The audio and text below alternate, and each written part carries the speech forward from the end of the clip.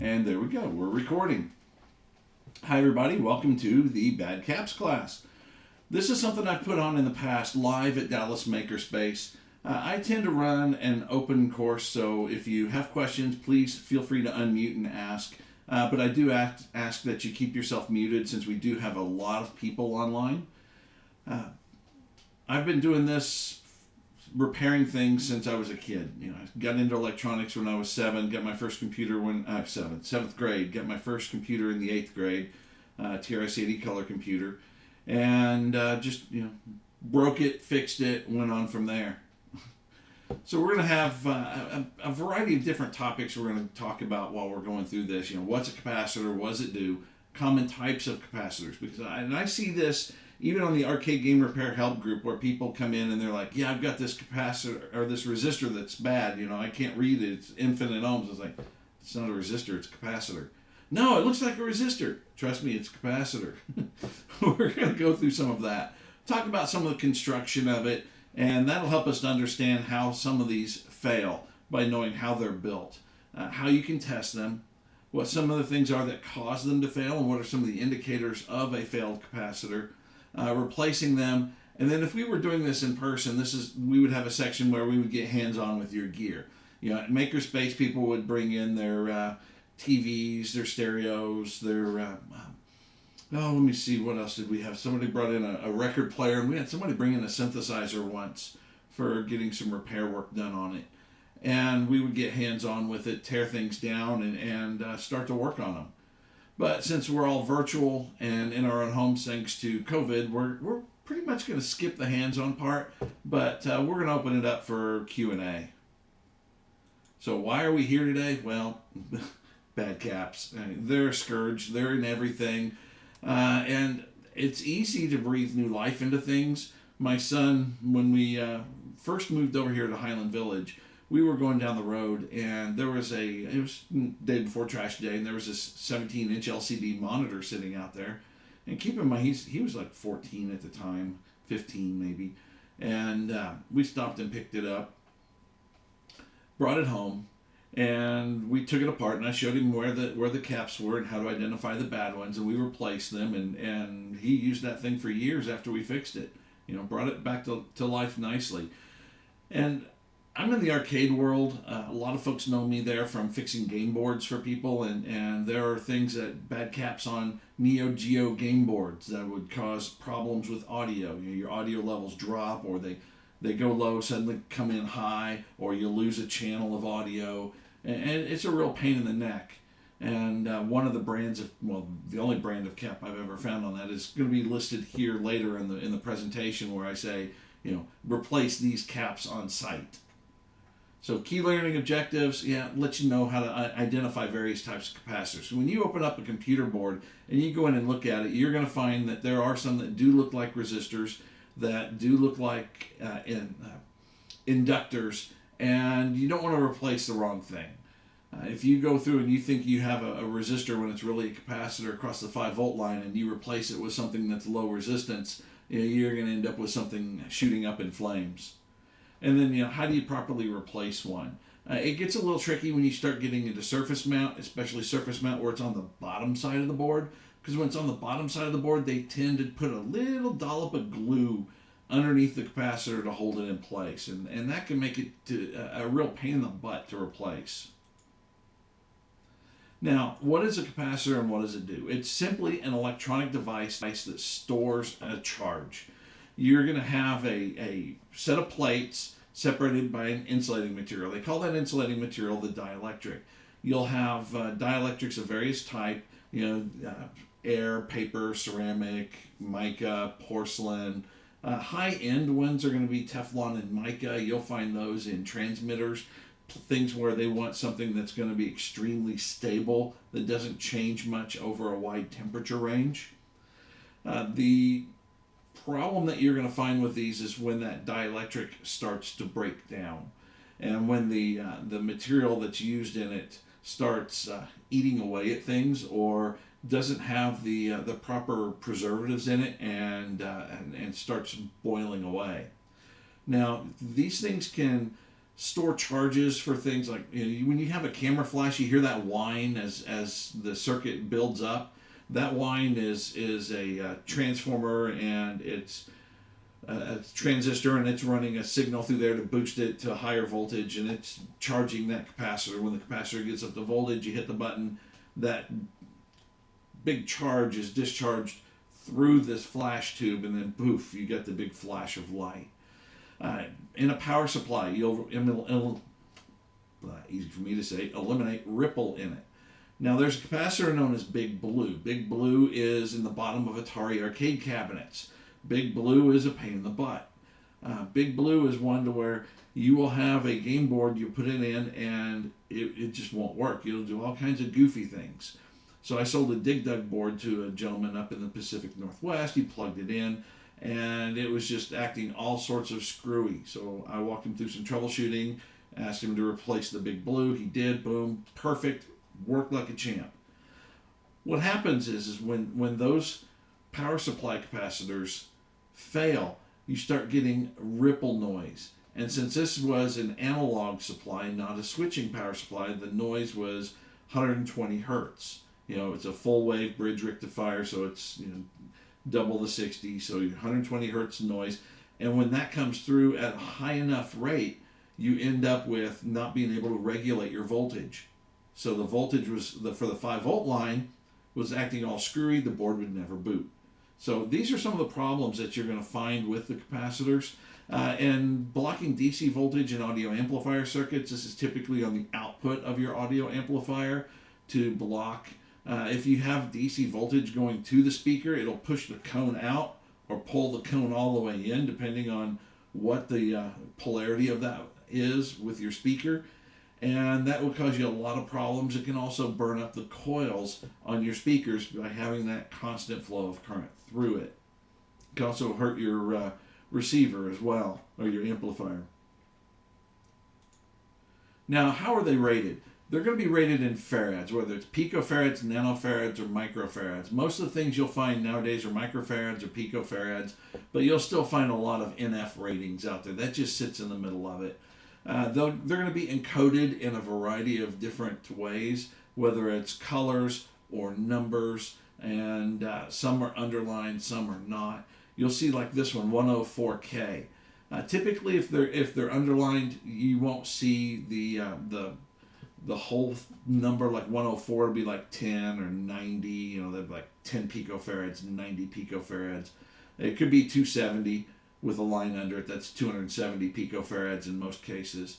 When you start getting up into microfarads, they tend to not put the line under it, and you'll see things like 104. The 104 is just 1 0 and then 4 more zeros in picofarads, which translates over to microfarads to be 0.1 microfarads. Now I could go through the math for you. I just memorized that 104 just means 0.1. So 103 is 0.01. 102 is 0.001. You just keep moving the decimal point. 105 is 1 microfarad. 106 is 10 microfarads. So you're just adding and subtracting zeros there. And then your maximum working voltage. You want to make sure that when you choose a capacitor that you have a sufficient headroom above what the voltage of the circuit is that you're operating in. Now you can go bigger than that, and we'll discuss that a little bit later. And then there are temperature ratings. Typical, you'll see 85C or 105C. If you're putting them in a place where they're going to get hot, like inside of a power supply, inside of a monitor, definitely spend the extra money and go to the 105C caps. The 85C caps, their life will be shortened inside of a hot environment like that. If you're putting them in an audio circuit on a game board or inside of a typical game console, not a big deal. 85C caps will be just fine. The older ratings, you're going to find color charts. And you're going to find that capacitors come in an insane variety of form factors. And you can see that in this old drawing here that shows molded paper, the tubular kind, or the flat commercial types, the ones with 5 dots, 6 dots. You're going to see buttons. You're going to see ceramics with radial leads with these big knobs on the ends. You'll find discs with color dots on them instead of stripes. So keep in mind that when you run into these, that they are capacitors. They just are an obsolete type. Like you'll find these square ones typically will be old mica types for molded mica. The round ones are typically going to be ceramic. The molded ones in the shape here on the left, those could be a variety of different types. They could be a molded capacitor.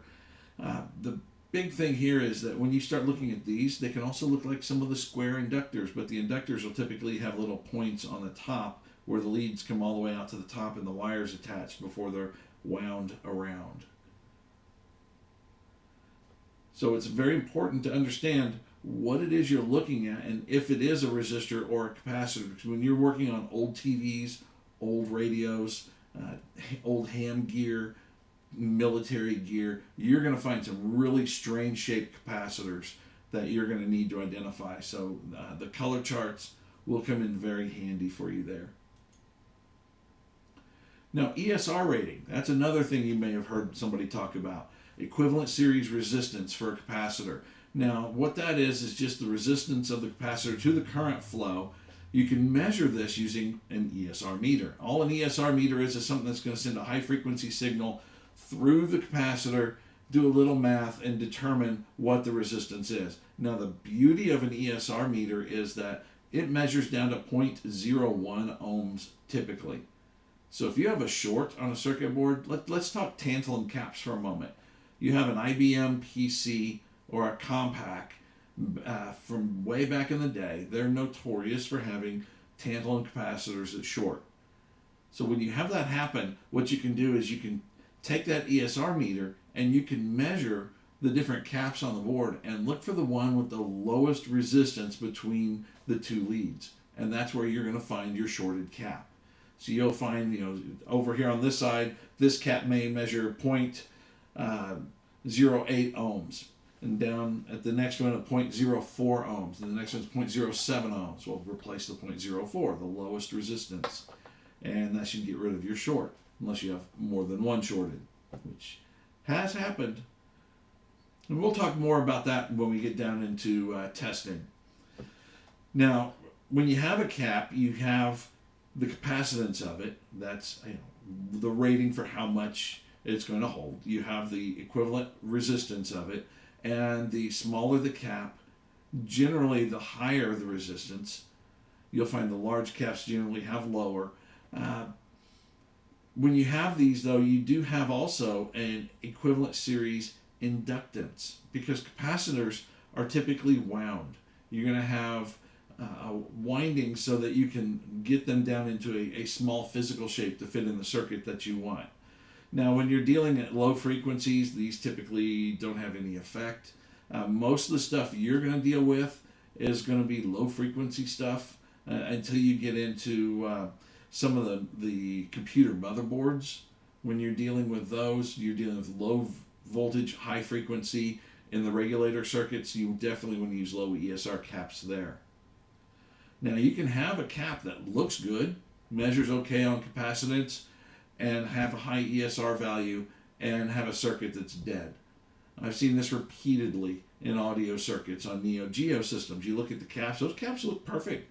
They look like they don't need to be replaced. Pull one out and you measure it, 470 microfarads. That looks good. Put it on an ESR meter, it's off the chart. And it goes up to 99 ohms. And it's off the chart. And that's why you have no audio coming out of that game board. So you can have a cap that looks good, but still be bad. Now, common types of capacitors, aluminum electrolytic. These are most of the ones you're going to be replacing. These are the ones that are in your monitors. These are the ones that typically will leak out their butts, out the bottom end of it. They'll vent through the top. Sometimes they'll even explode, especially if you put them in the circuit backwards. Tantalum, high stability, very low leakage current, very tiny packages. They're powerhouses when it comes to capacitors. The bad thing about tantalums is when they fail, they tend to fail shorted. Now, you can have tantalums that'll fail in other ways, and we'll talk about that later. Polyester film, high stability. You'll find these a lot in high frequency circuits. You'll also find polyester film in audio amplifiers instead of ceramic capacitors. So that they're going to be more stable in those circuits. Now, there's a specialty version of that type of thing called a wax paper cap. And some of these are going to be wax paper. Some of these are going to be the stacked metal film. But these are reefa caps, and everybody knows and hates reefa caps. You know, those are the ones that will pop, and oh my God, that smoke is just disgusting from those. The big thing to remember when you deal with metallized paper caps, and also with some of the metal film caps, you know, the polyfilm and aluminum foil caps, are that they can be critical safety components inside of monitors and power supplies.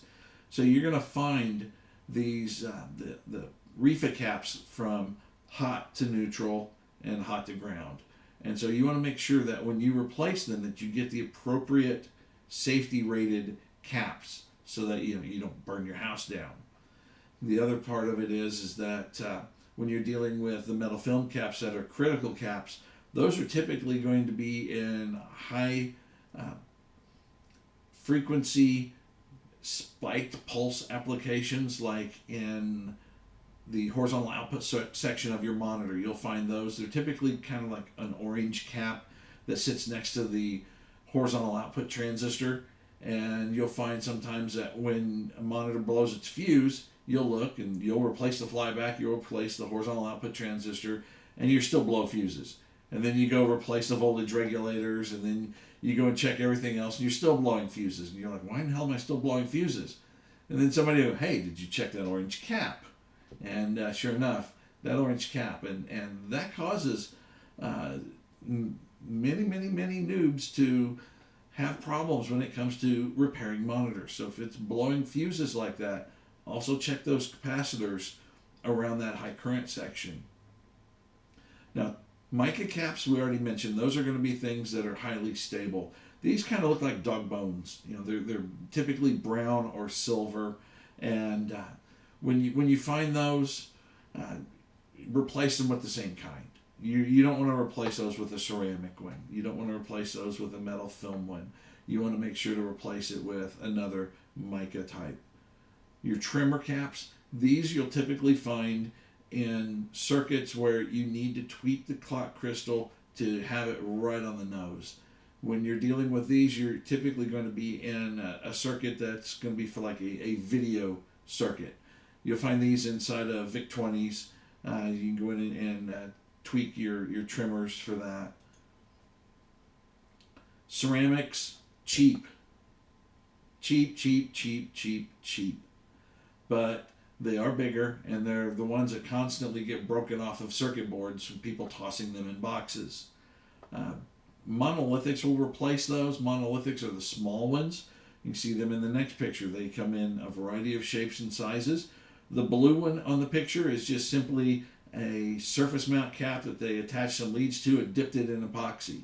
Another one is a surface mount cap. They pop some leads on the ends, and it's encased in a small bit of glass. You can see that one with the red circles around each end. And the beauty of that is it's glass, it's clear, you can see through it. You can see that chip cap inside it. And then the yellow one, sometimes you'll find those as kind of a light green color or a dark blue color. They made them in green. They made them in all kinds of different colors for the monolithics, like the ones on the top there, the yellow one that you see.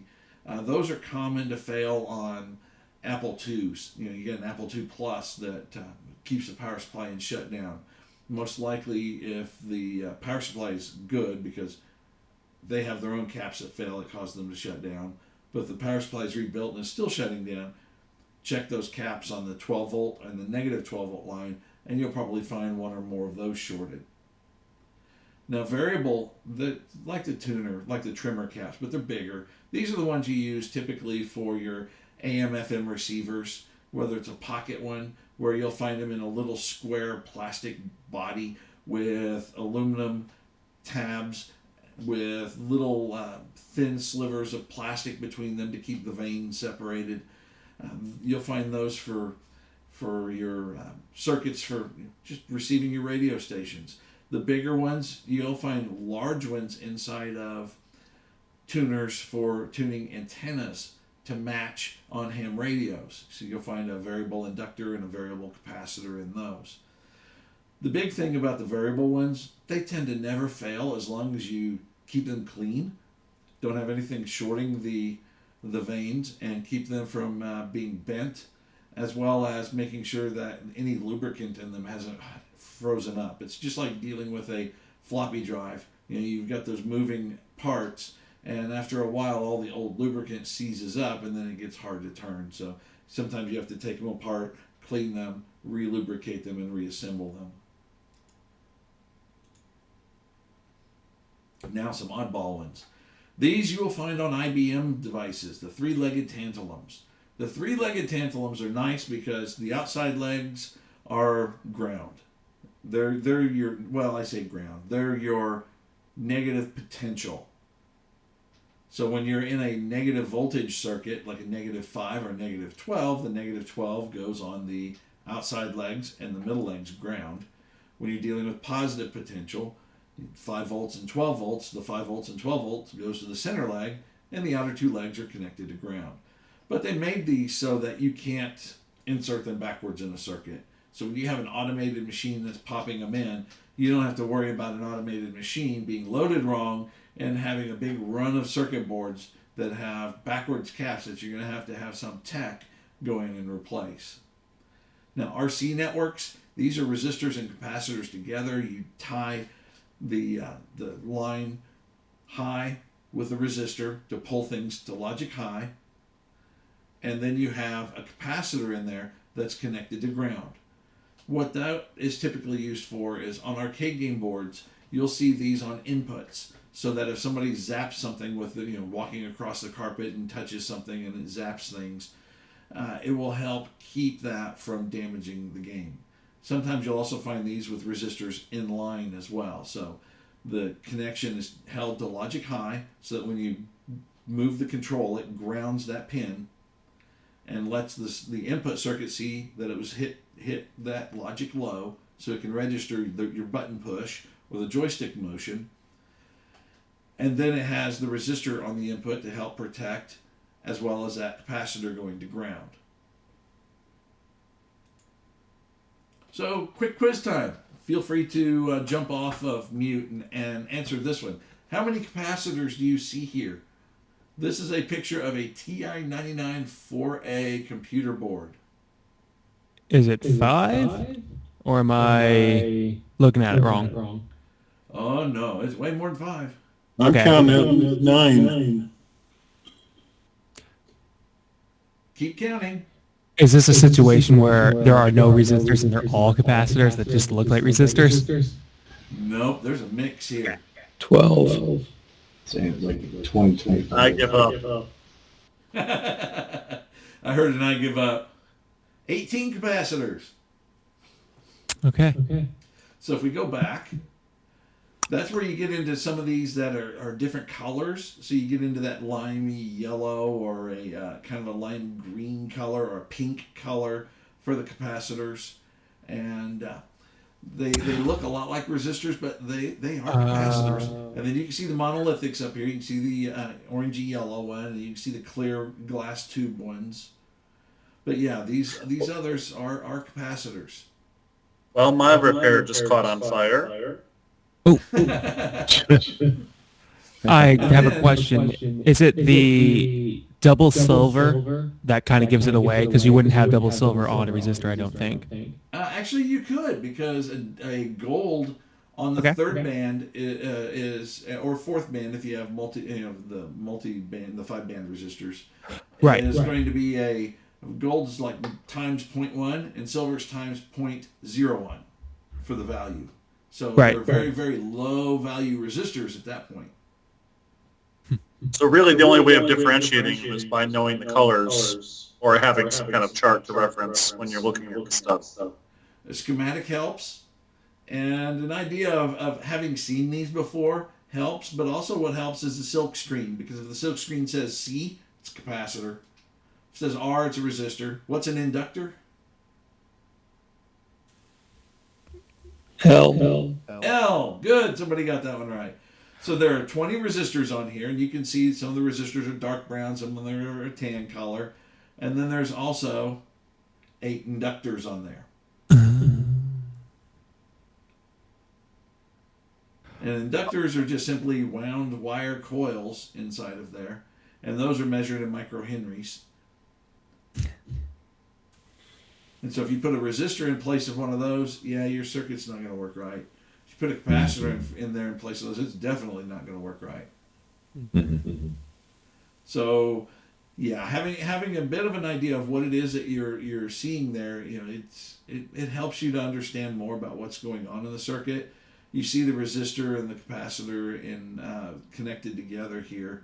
So our resistors and capacitors connected together could be used for filtering. It could also be used for timing.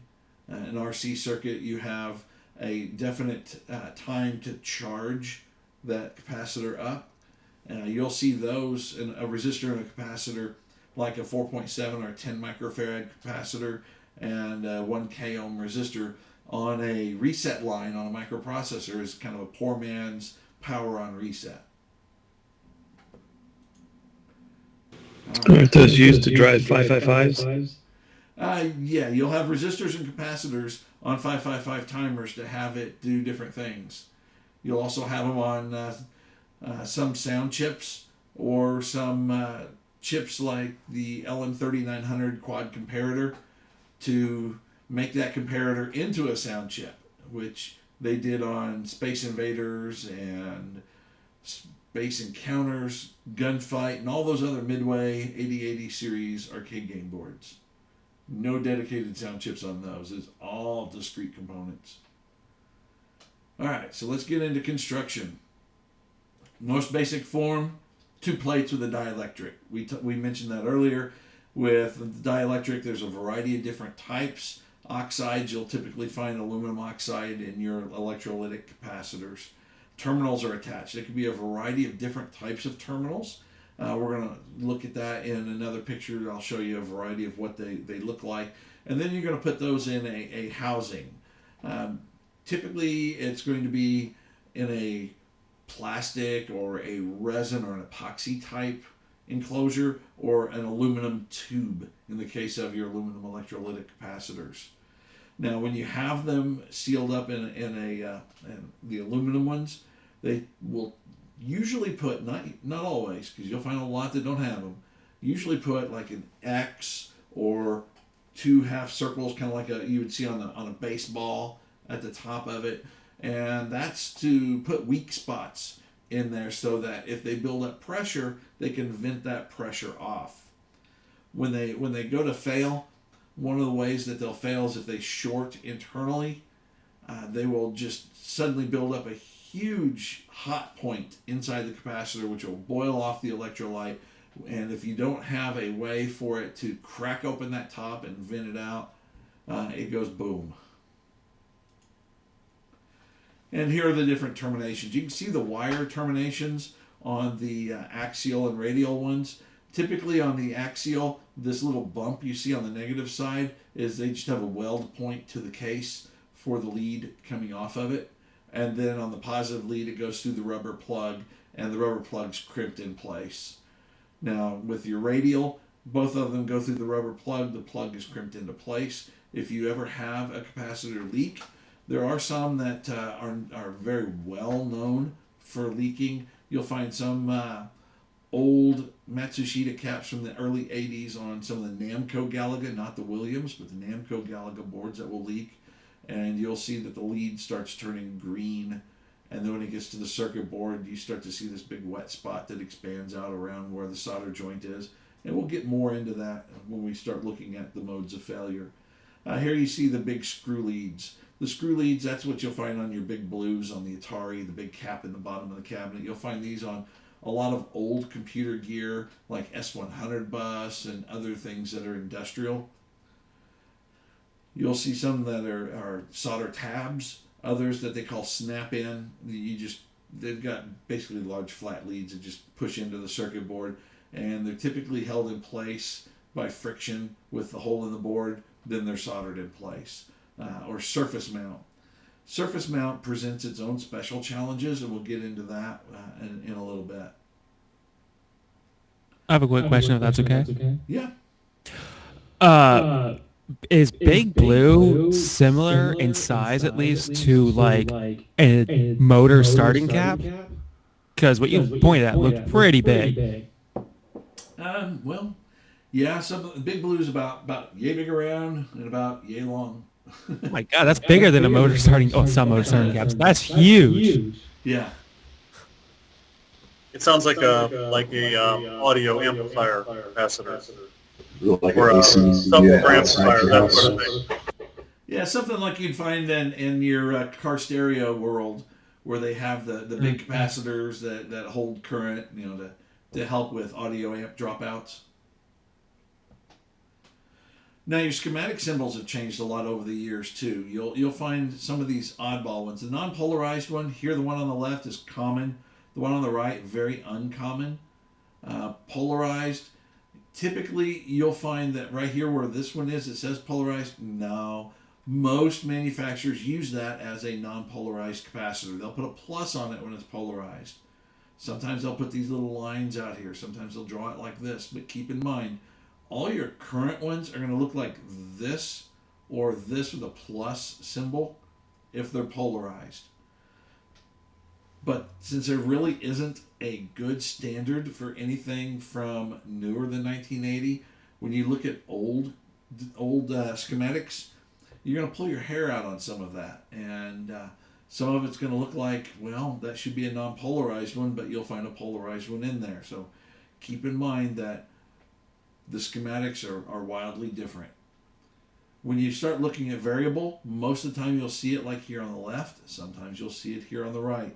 And then you get into where you see the lines drawn like this. Those are ganged capacitors. That's where you had, previously we showed a capacitor. Let me see here. This one. This is a ganged capacitor. You can see there's two different sections of that capacitor. And so that's where you'll find that schematic drawing with the lines and the arrows connecting everything. Now on the left, this is a special case one, 3 electrolytics in one case, and this is what they look like. You'll find these in a lot of old radios, old televisions. You'll find these in a lot of the monitors you'll see in black and white arcade games, which quite frankly are old televisions, where they bought them without the tuners, so they just feed the composite videos straight in.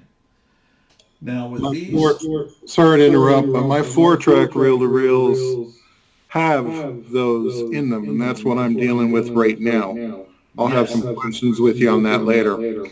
so they're a pain in the butt. So what you can do is, rather than go out and spend an ungodly amount of money on some new old stock, or try to reform the capacitor yourself, which if you've been using it, guess what? You're not going to reform it. Reform it if it's been sitting forever and you want to go ahead and try and put a bit of voltage on it and slowly bring the voltage up till you get close to the working voltage, and try and bring the capacitor back to life.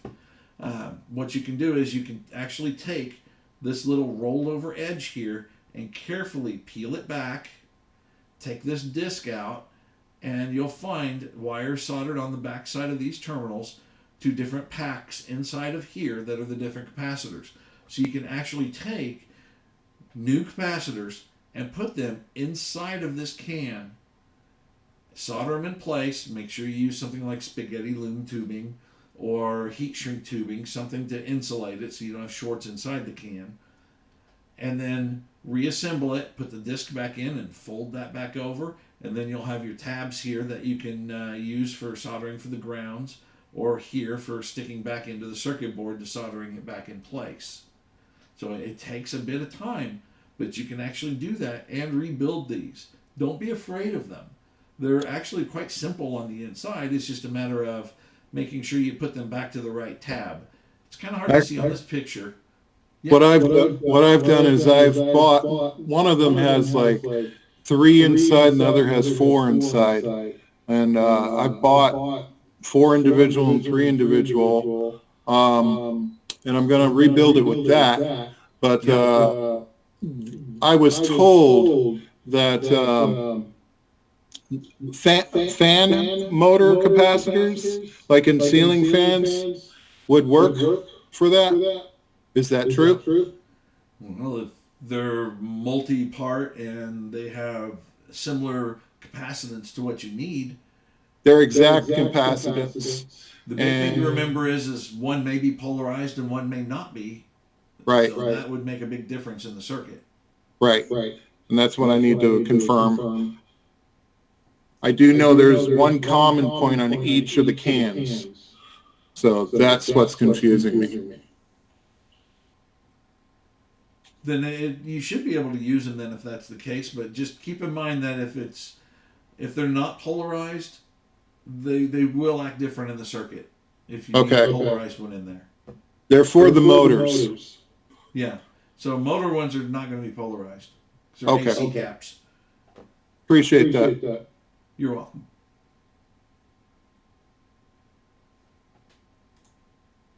All right, so let's dig into some testing.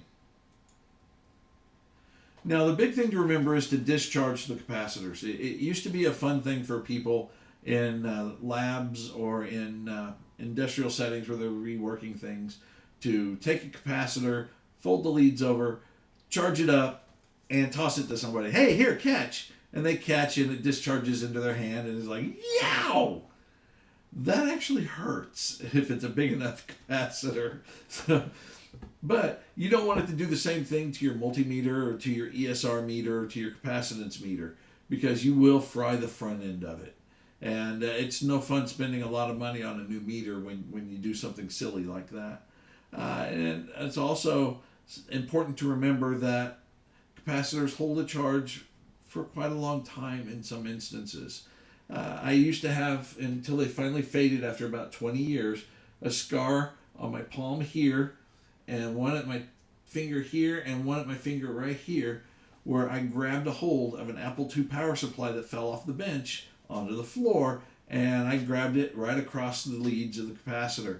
My hand locked on it. It was DC, so hand locked, and I just went, yeah, when I flung my hand up like that, and flinging my hand up made it pop out of my hand, and then it hit the ceiling, and then it hit the floor, and that hurt like hell. But it's DC, so you clamp. You can't let go. It's not easy. That circuit, there was a Dynacomp power supply for the Apple II. They were the cheap one, not the Aztec. Apple used both. They did not have the 100 or 150 k ohm resistors across the capacitors to discharge them when you turn the power off. So they held their charge and they did their job, and it hurt. You'll find the same thing on a G07 monitor. You got 2 fuses in there. If it blows the innermost fuse and not the outer fuse, then your main filter cap for the monitor is going to be charged, and it won't have any way to get rid of the charge because the fuse on the other side of it's blown. And people have been known to melt screwdriver tips with that one. So discharge them. You can discharge them with a resistor. Get you one that's maybe 5 ohms, 10 ohms. Something that'll discharge it at a decent rate, but make sure that it's enough wattage to handle the amount of current or that you're going to have flow through it. Use your Ohm's law, and make sure that it's not going to get so hot that you're going to burn your fingers holding a resistor. Now, when you want to test it with a multimeter, you can put it on ohms, and what will happen is your meter is going to slowly charge the capacitor up, and you'll see it start off low resistance and then slowly build back up in the resistance. And you can actually, if you know the voltage that your meter's putting out, like in this case, this little one's probably a 1.5 volt cell, you can actually time it and determine what the capacitance is if you want. Using a known resistor with it, that's that's a little too nerdy for me. This also won't show you Not only will it not show you the capacitance value, it won't show you the ESR of it, but at least it'll show you if it's shorted or not. Now, if you have a capacitance meter, it'll show you the capacitance. So you'll see that, hey, this 1 microfarad capacitor is spot on at 1.05 microfarads. But it's not going to show you the ESR value of it, and it's not going to show you if that capacitor's dried out or not. Now, the ESR value is very important, but notice the part here where I have, it should be within a plus 10 to minus 20% of its rated value. That's typically slop built into a circuit, and slop built in with the capacitors on tolerance, so that you pop a replacement in, it'll work.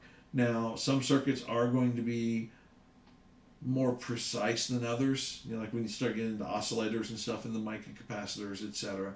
So make sure that if you have something that's precision, you use a precision device to replace the one with. And then an ESR meter. This is the blue ESR meter. If you Google blue ESR kit, you'll find this one. It's by Anatech Corp. It's based off a design that came from Russia. It's based on a Zilog microcontroller chip, little 16-pin microcontroller. And it's awesome. I have the previous version of this one when they had the red LEDs on it. It works. It's about $80. It's not as cheap as the Chinese ones, but I know this one. I know this one works. I have no problems referring people to this one because I use one myself. And this one will go down to 0.01 ohms to help you find short circuits as well. So when you put in a capacitor, it's got that little chart on the front that says, okay, if it's a 10 to 100 microfarad, it should read between 1 and maybe about 9 ohms for a good capacitor. And so when you hook that up, that's what you're looking for. If you see something that is really high or really, really low, you may be reading through the circuit. So you might have to pop one leg out of the circuit to get an accurate reading, but generally you don't have to take capacitors out of the circuit to check their ESR. Now when they start drying out and you start getting that high ESR value, that's when you know you need to replace that capacitor. That's that part where it looks good, but the circuit's not working. So any questions over testing those? Hey, you mentioned popping the capacitor out for testing ESR. If you're testing capacitance, do you have to take it out, or can you just do that right in circuit? Yes, take it out for testing capacitance. Okay, thank you. Especially in power supplies where you may have multiple capacitors in parallel.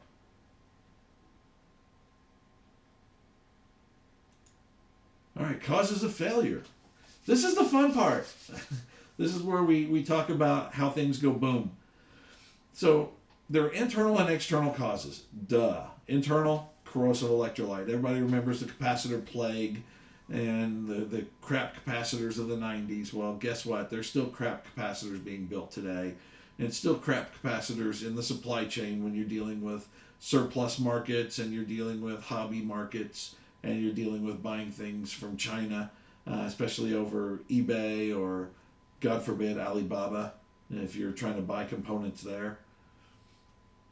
For your best bet, buy components from a known supplier, one that's listed as a supplier for that company. So Online Components is a really good one. I use them. They're probably one of the overall cheapest places to buy capacitors, to get new capacitors from good manufacturers like Matsushita / Panasonic. Love those. We'll talk more about the good brands. But failing seals, that's where you start seeing leaking around the legs. If you're in the arcade world, you'll see sometimes some of the monitor guys will post up pictures of a capacitor that'll have one leg and then one stump. And you'll see this big green blob where the leg was supposed to be.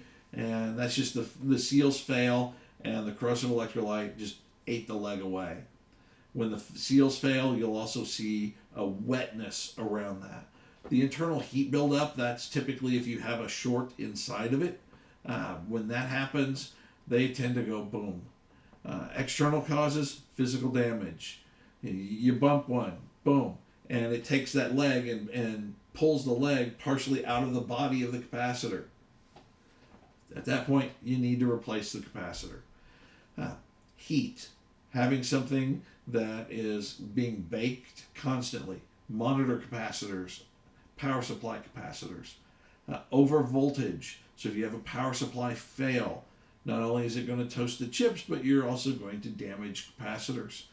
And then reverse voltage. Reverse voltage is fun. What happens when you put a capacitor in backwards in a circuit?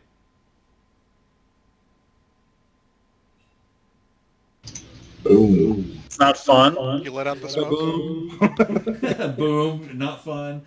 And it stinks like a fishmonger's dumpster. Your shop starts smelling like rotted fish, and it's disgusting. So when you have these failures, when you see them in a circuit, you've got to look and make a determination what caused this failure mode.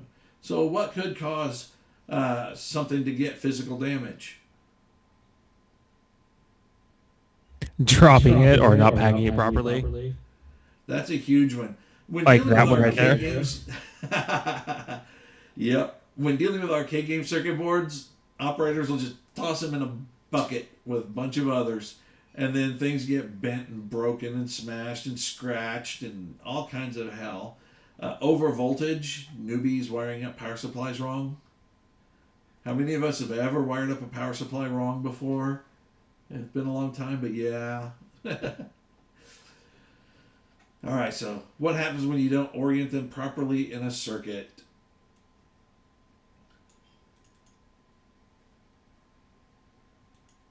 This is the fun part.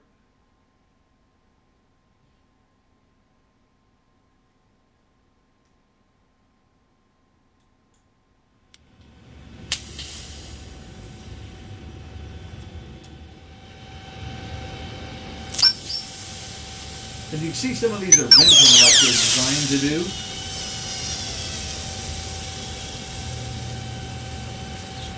Except that one vented out the side.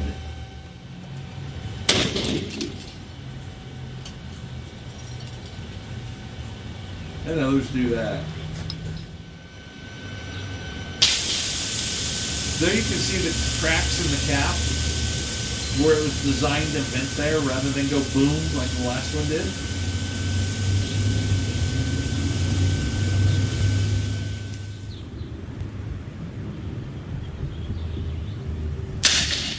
I love how the lead glows red on that one before it blows up. You notice a lot of current flowing through it backwards. And you saw that one scoot across the screen from the force of the venting. And that smoke, like I said, smells like a fishmonger's dumpster. I might have missed it, but was that only wiring it backwards? Or was that wiring it backwards and overvolting? Oh no, that was operating in backwards. Overvolting, you'll get a similar result.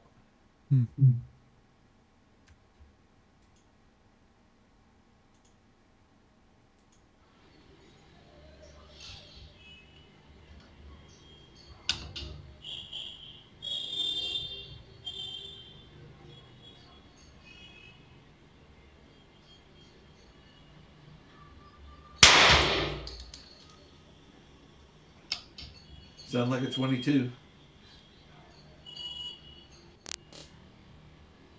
That one was fun. Yeah, and they put it in slow motion.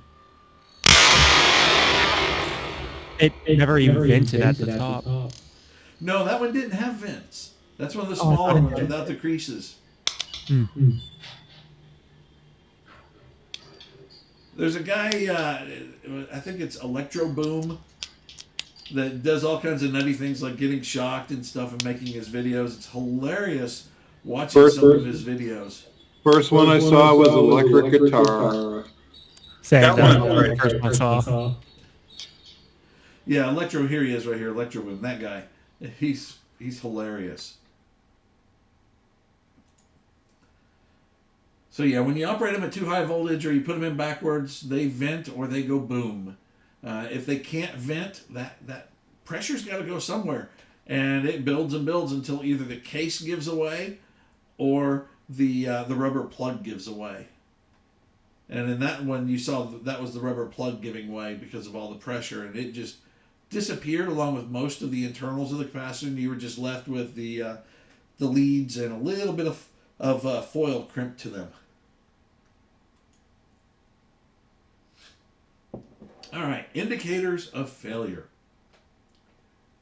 Crack tops, we've all seen these, or the ones where they've got the crustiness on the top. Now, you typically won't find crusty stuff around the bottom of a capacitor. You see something crusty on the bottom of the capacitor around the circuit board, that's usually glue. They'll take the larger capacitors and glue them in place so that they don't move. Because if they move, they could, some of them are big enough with enough mass that it could lift the pad off the bottom of the board. So they typically glue the larger ones in place. Sometimes they'll use RTV and or some type of silicone and put it in between the capacitors in a joint. You'll see that in another picture here in the slide deck a little bit later on, to help hold them together as a mass. But when you see them leak out the bottom, it's typically wetness. And you can just see that around the edge of this cap. You can just see how the circuit board looks wet. Don't confuse that with the shadow on this side. But there's a wetness. And you can see it on the pads down here. And when you get that wetness, it starts eating at everything. And it will eat traces galore. That's what you'll find when you deal with Macintoshes. You get in the LC series, the Mac SE30s, and others of that era. Those surface mount caps will leak and eat the circuit board. The Mac SE and the old Mac Plus, you don't have those issues. But the first generation surface mount caps that came out, they had leaky seals, and the electrolyte would come out and it would start eating things. So not only do you have to take the capacitor off, you have to clean the circuit board very well, inspect it under a microscope, check the traces for continuity, patch the ones that need patching, and then reinstall a new capacitor. Now also look for blown out plugs. You'll see a capacitor, instead of sitting straight, it'll be sitting off to an angle like this, and you'll see a little rubber sticking out the bottom. Yeah, it's definitely blown out its plug and needs to be replaced. Reefa caps, everybody's favorite. They char, they blow chunks out. The biggest problem with Reefas are the smoke. It's disgusting. It's acrid. You feel it tickle at the back of your throat when you smell it. It's gross. Now, the Reefa caps, they're designed to be self-healing when they have a problem, but after a while, it just gets to be such a problem that it can't heal, and it builds up a heat inside because of the short, and that's what causes them to go boom.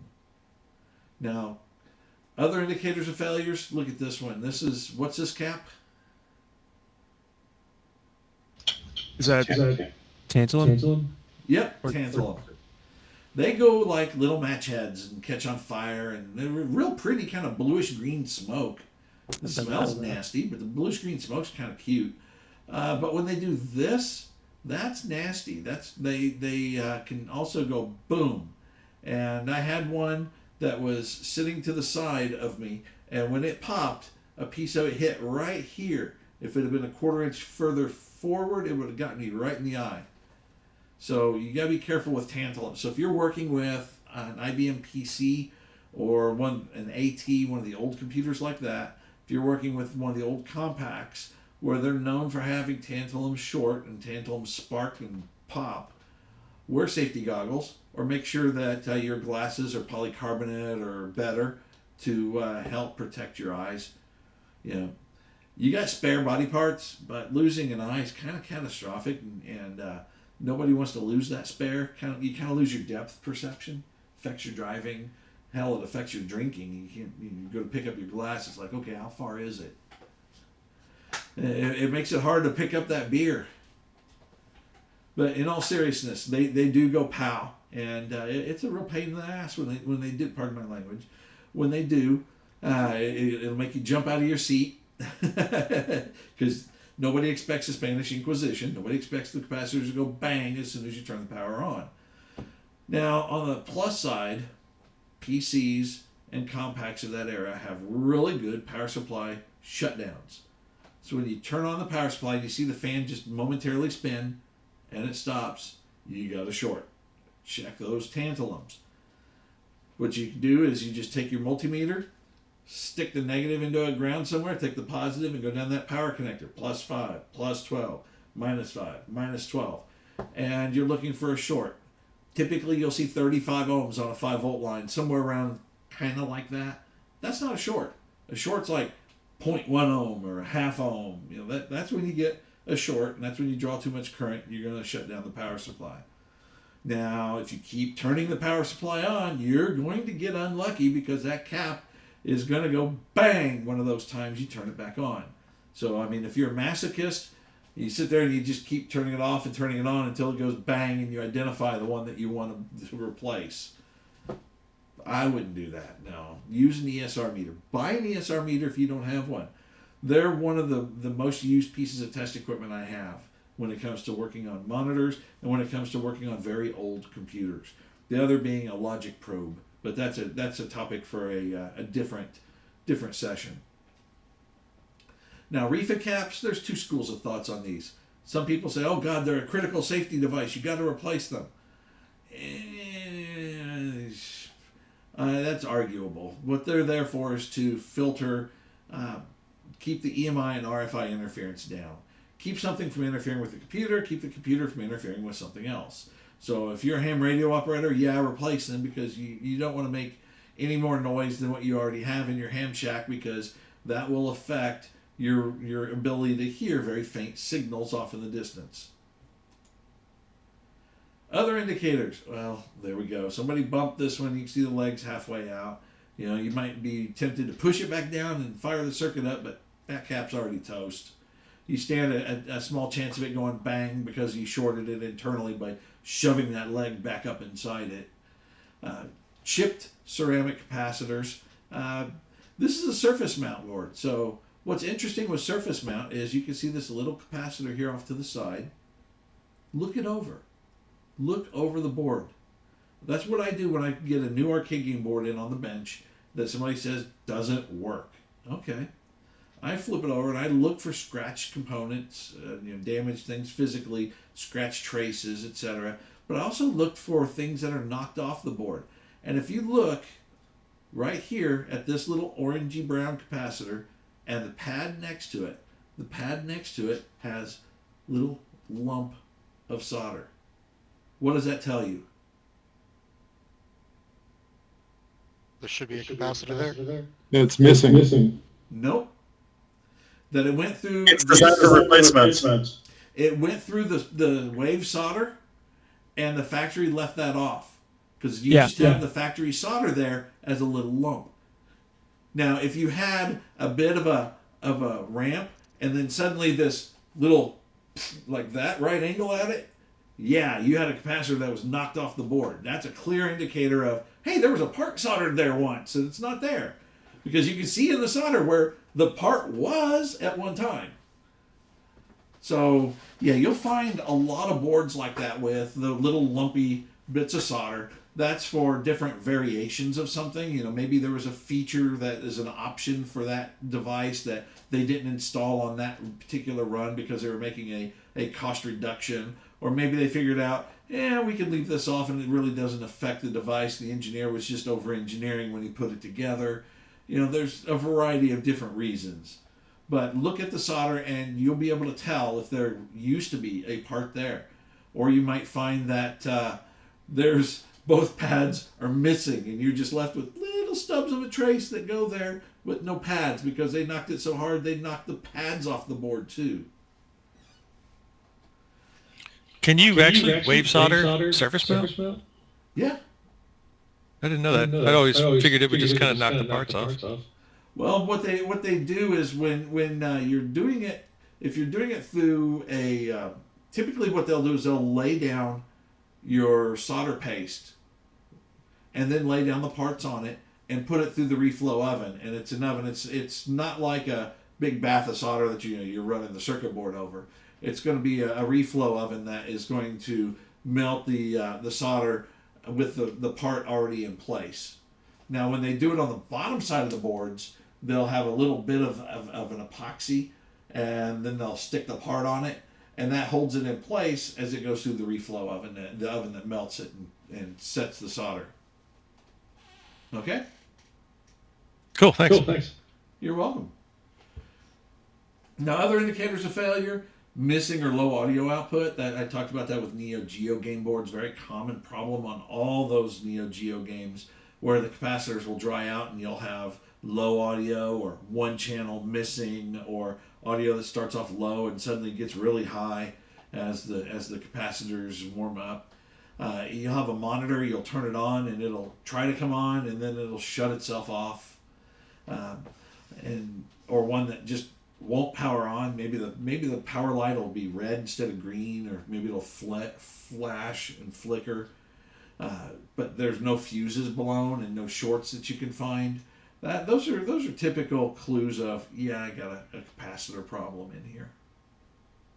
Now, one big problem is there are a lot of monitors out there, the LCD, that if you have a particular style of inverter board to light the little backlight on the back, that the capacitors go out in those, and if you keep turning it on and keep turning it on, trying to restart it, and you have bad caps in it, you're going to blow the transistors that do the switching to give you the high voltage. So not only are you going to have to replace the capacitors, but you'll have to replace between 2 to 4 transistors and a couple of fuses. So if you have a monitor that doesn't power on, don't just keep sitting there pushing the button and pushing the button and pushing the button and pushing the button, hoping for a different result. Safety first when testing. I already mentioned how they can go pow.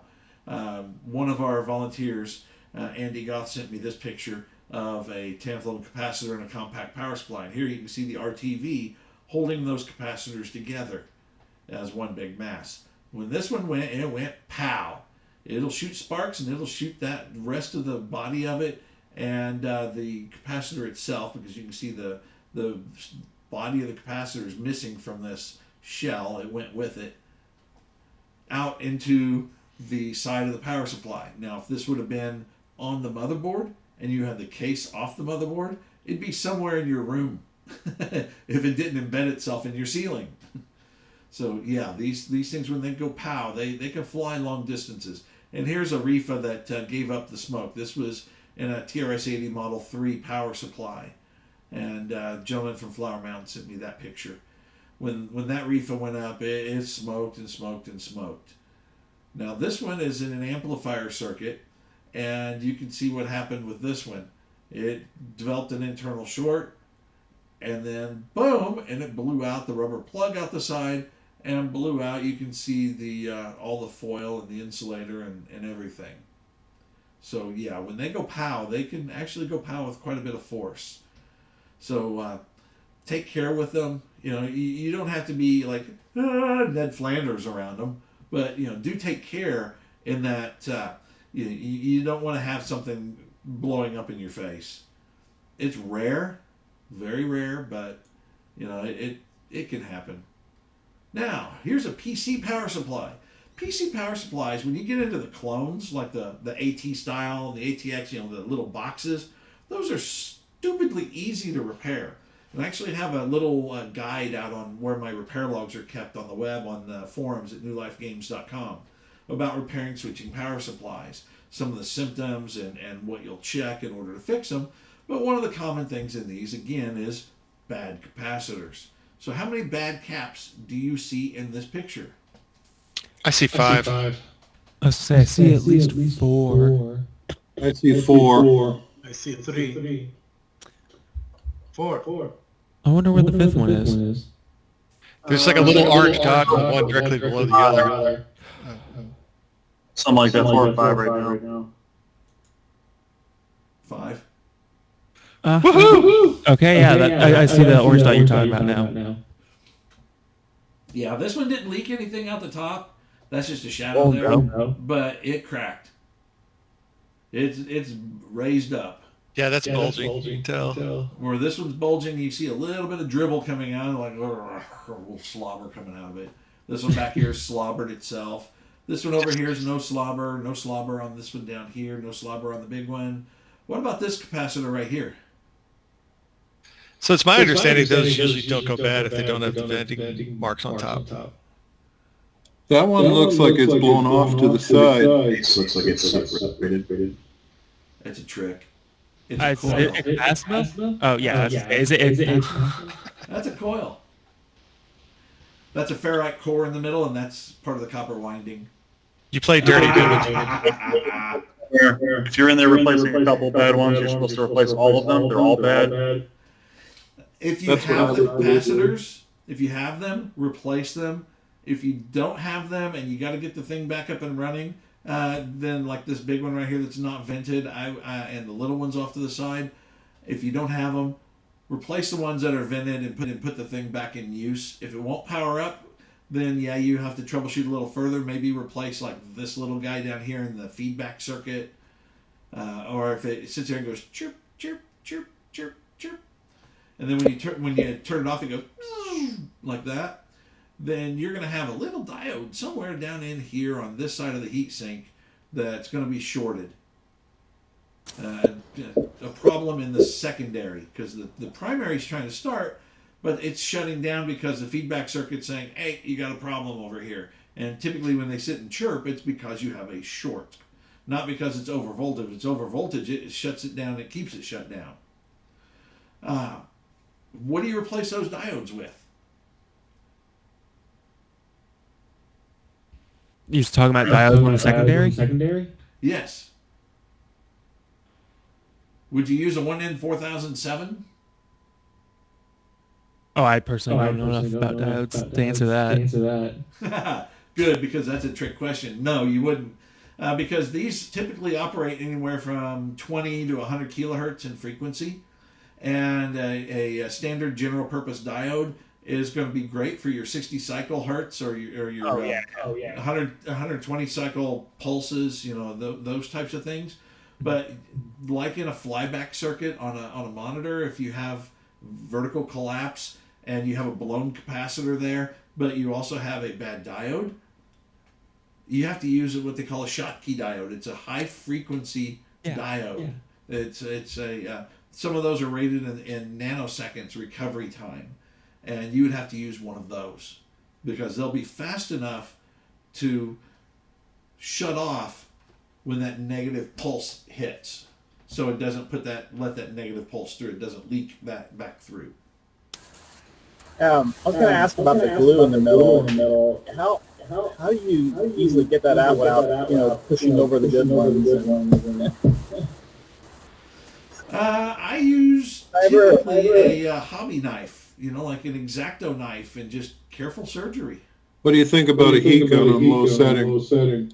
No, because you're going to blow this other capacitor and this other capacitor and this other capacitor, and you're going to shrink the shrink tubing around this coil even further. So that would be bad news for it.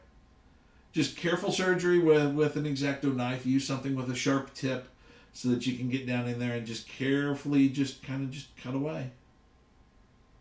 You want to be careful not to cut through the insulation on this coil. And there's two types of insulation on this coil. What are they? Rubber and paint. So you got the rubber around it. What else you got? The paint or some type of enamel around the metal, right? Yeah, it's enamel. It's enamel. It'll be colored or clear enamel. You can see red enamel on this, clear on this one, clear on this one. The enamel keeps the windings from shorting together, especially like in this one where you see them touching physically. You'll see the same thing on transformers. The enamel-coated wire helps keep things from shorting.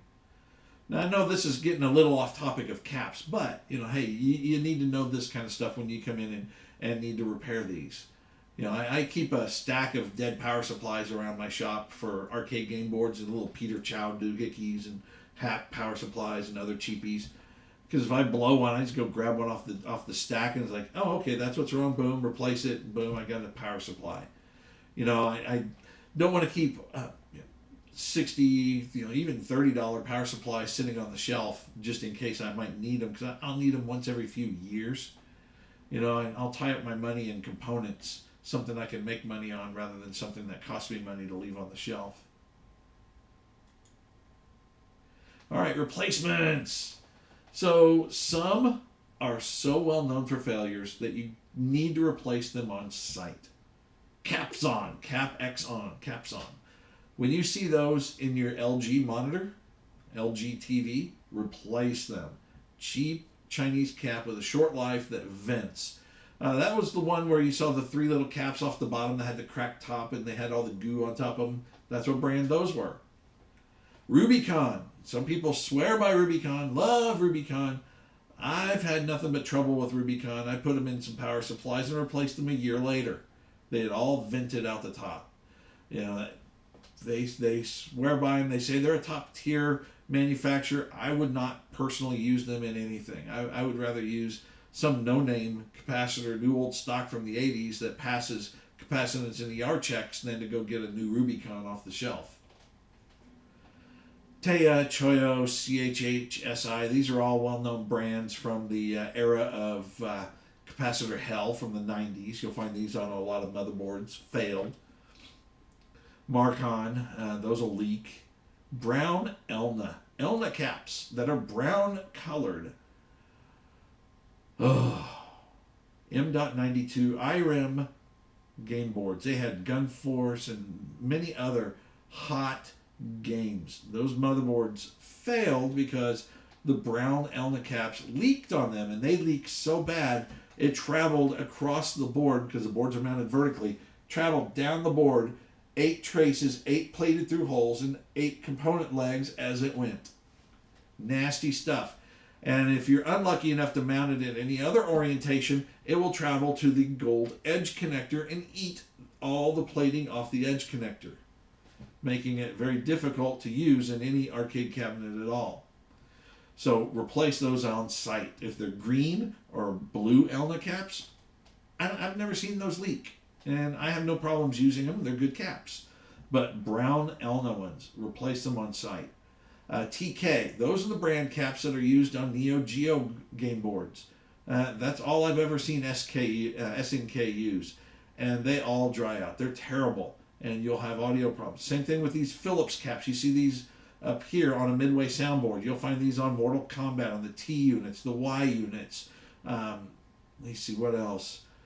I'm trying to think of some of the other games. Like Revolution X was another game board. You know, on the soundboard, these caps dry out. And when they do, you start getting static sounds in your audio. And it will drive you nuts. Now, capacitor brands I use, some of these are known for leaking in the old days. Like when you go to replace caps in an LC power supply on a Mac, and you'll see that the board is just all wet and gooey underneath the capacitor, you'll find those are probably going to be United Chemicon or Nichicon. But they are a top tier manufacturer, and the caps that you're going to get this day and age, you're not going to have those problems with them. I use a lot of those caps from those, and also Panasonic / Matsushita. Zycon, which is another brand from Illinois Capacitor. Vishay is another good one. Those are going to be your top tier manufacturers that I feel comfortable recommending, and I've used a lot of caps from those manufacturers over the years. Now, when you go to clean the circuit board, what you're going to need to do is make sure that you get the glue off of there and any electrolyte. Now, you can try to use 100% isopropyl and clean it that way, but I bring out the heavy stuff. I take goof off, the stuff that's in the lighter fluid can that you get in the paint department at Home Depot, and some Q-tips, wet the Q-tip and use that to clean up the electrolyte. It cleans it up very well. The only thing you got to watch out for, don't get it on plastics. So if somebody's got marker on this nice computer case and you're like, hey, I know this goof off will take that marker off. Sure it will, but it'll also take off the first 1/16 of an inch of plastic that it's going to melt and dissolve. It's bad. You're better off using a magic eraser and taking off the surface finish like you would with any kind of ultrafine sandpaper, which please don't use magic erasers. You got to be careful with this stuff, but it works wonders in cleaning up the oil that comes out from the NiCad batteries that causes all kinds of problems, as well as the electrolyte that comes out of capacitors. Just make sure you have a vented room, because yeah, that's good stuff.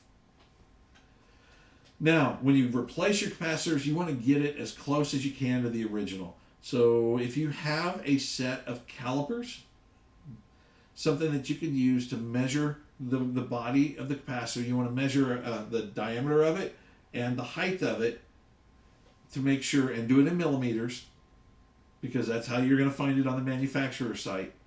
And that will, and you can also measure leg spacing as well, and that'll help you find something that'll be drop in, poof, into the circuit without having to bend the leads too much, or get something that you're going to have to shove off to the side because it's physically too big to fit. Now, generally speaking, capacitors get smaller as they get newer. So a capacitor that would be this big 20 years ago is going to be maybe this big today.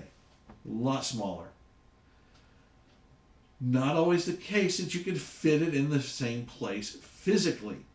There may be a heat sink in the way. K, was it 74 or 7200? Anyway, Wells Gardner monitor. Very popular in the arcade world.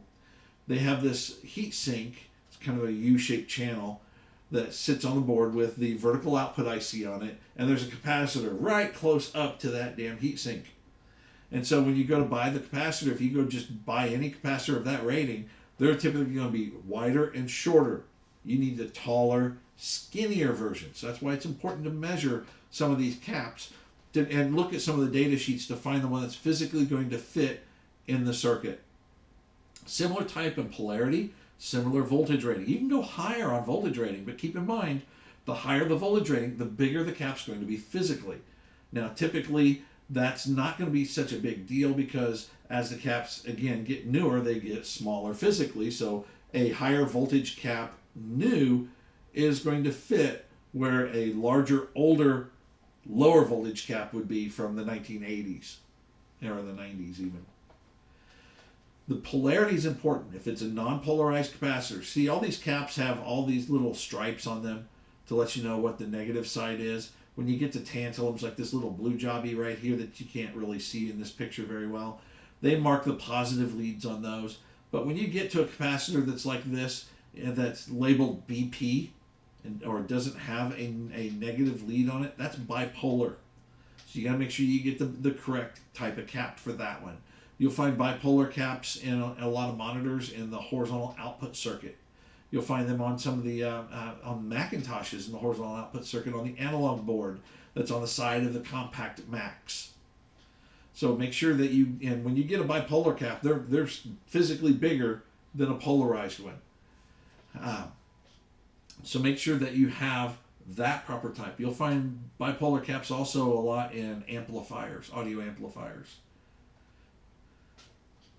Now, same leg orientation is important. I see so many circuit boards coming into me that somebody else has recapped, and they'll take a radial cap, and they'll take the leads, and they'll bend them way out and solder them in where the leads for an axial cap are supposed to go. When that happens, you've got this leg that's bare, that's laying across the circuit board, and the only thing keeping it from shorting out is that little coating that they put over the traces on the circuit board, because it never fails. Nobody ever puts the damn spaghetti tube loom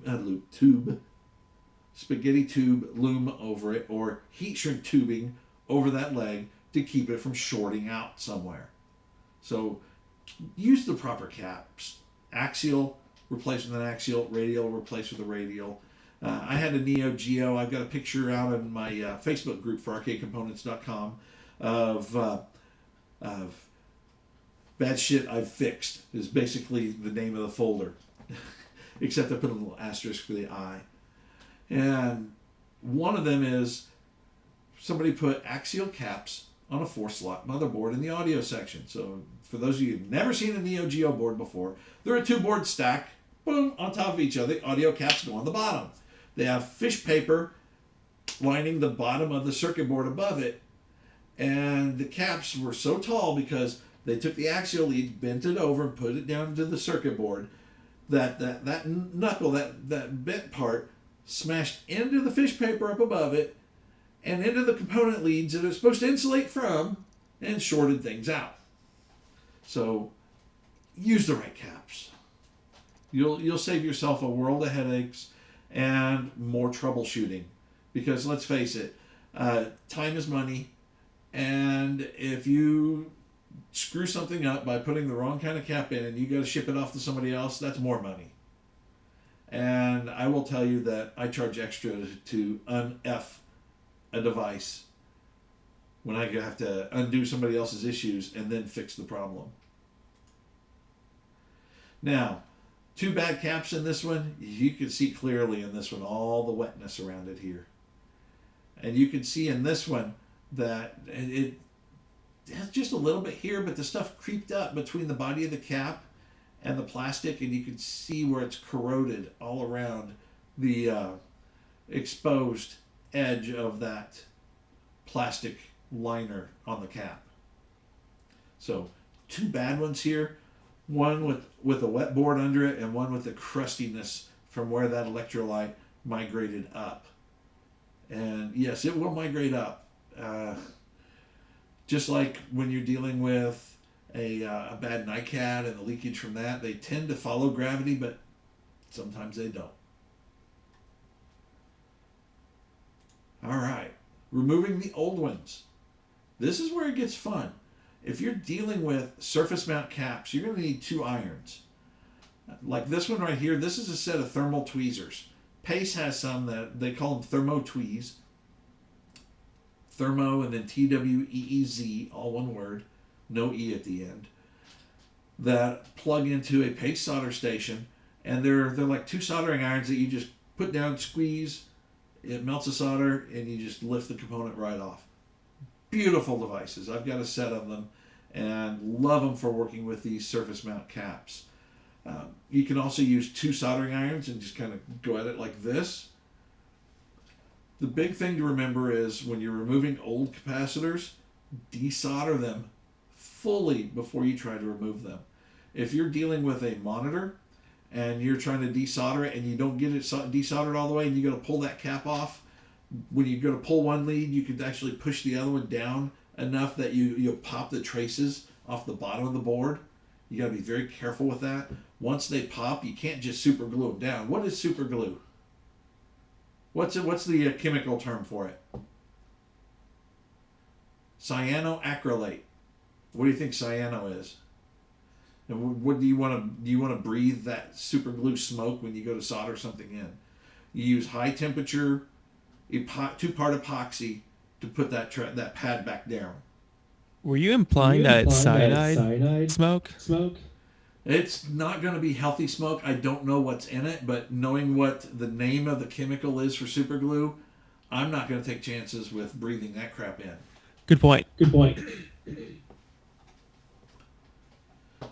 Now, the desoldering irons, you can see the Hakko there in the middle. That's the most common one that folks are going to use because they're readily available on Amazon, etc. Your best thing to do is to go to buy that at a place that price matches and price match it off of an authorized dealer online and pick you one up locally so that you can get it quickly. And they are a godsend. They will help you greatly, but you're going to have a problem with using that with surface mount caps. It's not going to work. What it will work for is to desolder the pad once you get the cap off the board. Now, with the surface mount ones, you can take a very small pair of diagonal cutters. Remember this, Hozan, Hozan, N34. N34 are the nippers, P34 are the pliers. I have those on every bench in my workshop. Love them. They are amazing. They're made in Japan, high quality, very good. But you can take those Hozan P34s, and at the bottom of the body of the capacitor, you had that little black plastic there, and where the leads go this way and this way, you can take the cutters and put them down on the black part of the base, and between the base and the body, and slowly squeeze them and try and separate that. But you got to push down a little bit on the circuit board so that you're not putting upward pressure on the pads, and it will separate that body of that capacitor from its leads, leaving the leads soldered in to where then you can remove them easier. But don't do that on your Macintosh motherboard right off the bat. Practice on some crap boards. Next time you get into computer reset, find you some parts boards, like some of the printer boards and stuff, the spares that are around that have surface mount parts on them, and practice. The other thing is you're going to need something like liquid rosin flux. Liquid flux helps with cleaning the joint and helps with the solder to flow better. And what you're going to need to do is put a little bit of liquid rosin flux on that, because what's going to happen is when the electrolyte leaks out of those old capacitors, it's going to turn that solder gray, and it's going to look almost fuzzy looking when you go to look at it. It's not going to be shiny and pretty, and you're not going to get heat to conduct through that oxide layer very well. So use that little bit of flux and a hot iron with some new solder, and you can actually reflow and clean up that solder joint to make it easier to desolder those legs. And liquid flux is key in anything you're doing surface mount, because that helps you solder things down and keep solder from sticking to things it shouldn't stick to. And it'll also allow you to draw the iron back from that leg slowly and pull off excess solder, so you're left with a nice solder joint. Other things you can use are like this desoldering pump here, this blue one with the yellow handle. You just push it, it clicks into place, you melt your solder, you push the button, and it sucks it all up inside.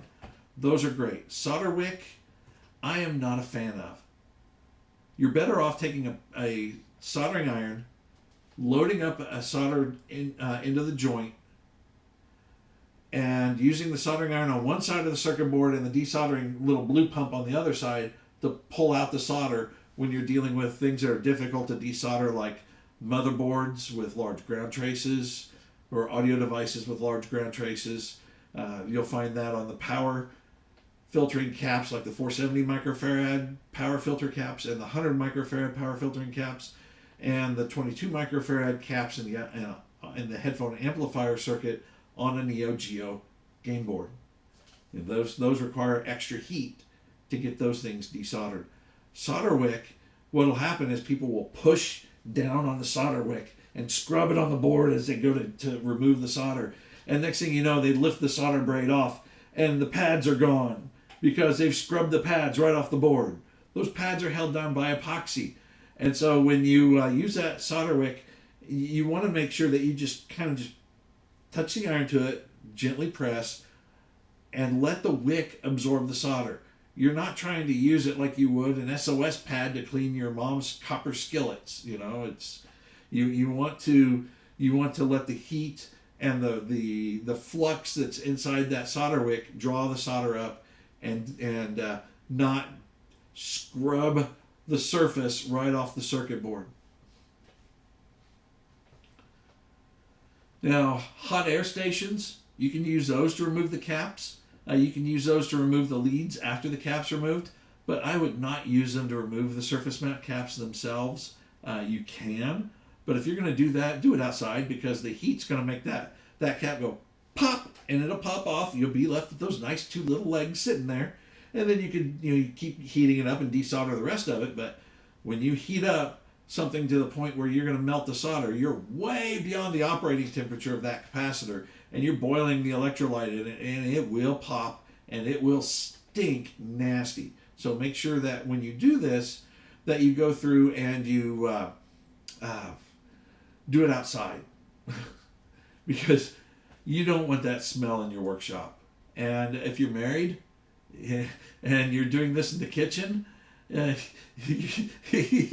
yeah, no, you don't want to deal with that. All right, so common questions. Can you replace an axial with a radial? We already covered that. What do you use on the leads of the radial cap to keep it from shorting?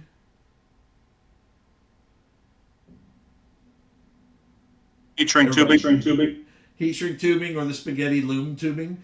And by the way, don't post Omega Engineering's product marketing slip for their woven fiberglass insulation tubing. I did that. I posted the PDF link, and Facebook goes, "Oh my God, you're trying to be what was the term that they said I was doing? Oh, they said it was sexual soliciting." I was like, "What the? No! I got an instant 24-hour ban from Facebook." That's why you saw Kevin post the events. You're trying to feed frogs again. Yeah, I saw that. So So I got the notice, and I replied to the notice, to the programming team. I was like, "What the hell?" And then I go to post to Facebook, no, this is wrong. Please review. And they're like, "Yeah, we're short on reviewers, so we might review it." And then I'm on Twitter hitting up Facebook. "You guys need to fix this crap. This is not that." But 2 hours later, they unbanned me, thankfully. So yeah, don't post links from Omega Engineering to Facebook. They're totally innocent links to product marketing slicks for their products they sell, but Facebook doesn't like it. Ugh. Weird. All right, so can you replace a tantalum with an electrolytic? Yes. The big thing to watch out for is what's the circuit? If you're doing it on a PC motherboard, go for it. Get rid of those ones that like to short. If you're doing it in a circuit where you need the stability of the tantalum, put the tantalum back in.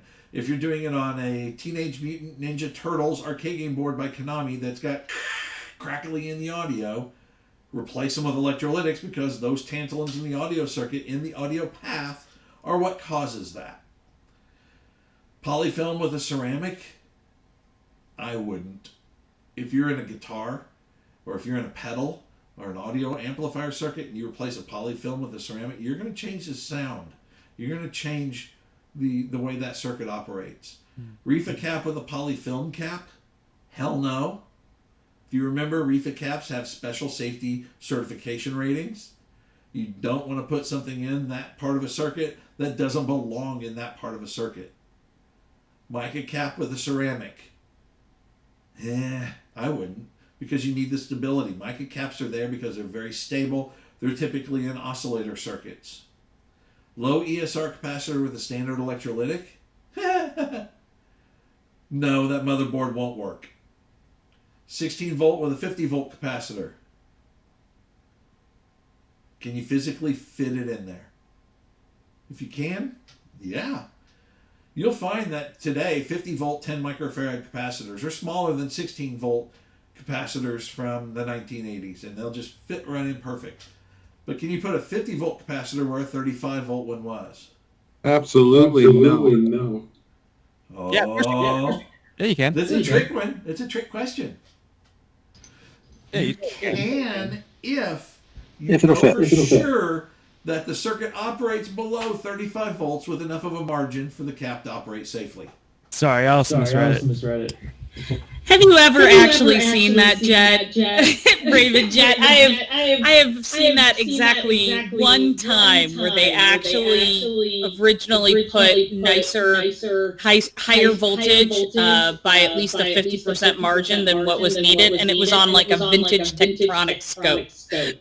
Tektronix, yeah, they over-engineer everything. I actually see it on a lot of bootleg arcade game boards, and on a bunch of the arcade game boards from some of the auto manufacturers, where they'll put like 35 volt 1000 or 2200 microfarad in the audio circuit, where you need maybe a 16 or a 20. So it just depends on what caps were available at the time they were doing the manufacturing and what price point they could get it at. So if they could get the larger ones cheaper, yeah, they used the larger ones.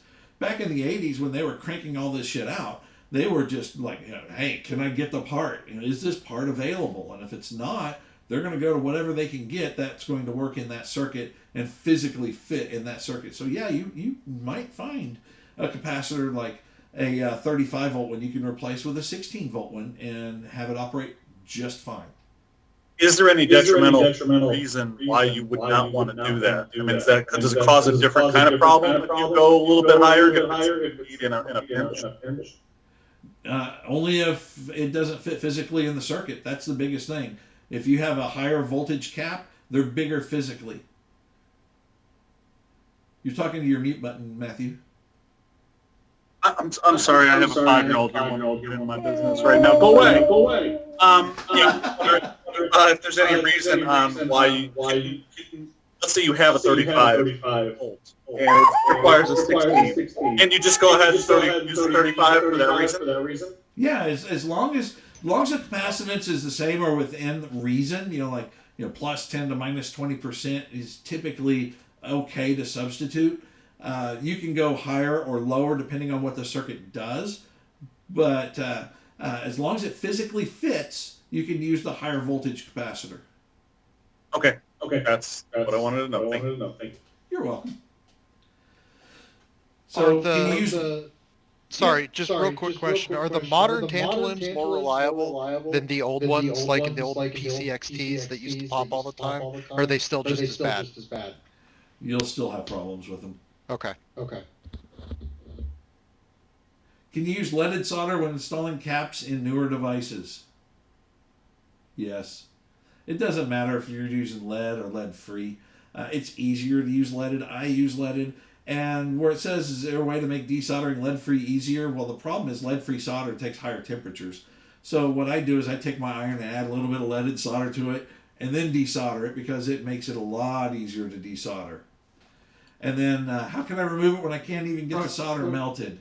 Sorry, Sometimes. but you do want to stay away from the fumes when you're using lead. There's always an issue with leaded solder, but if you're doing it indoors, you can get the fans with the little filters that you can use to pull the smoke off. A lot of times you're going to find lead accumulates in the body. Short term, the flux fumes are going to be worse for you than the lead. Long term, the lead's going to be far worse for you.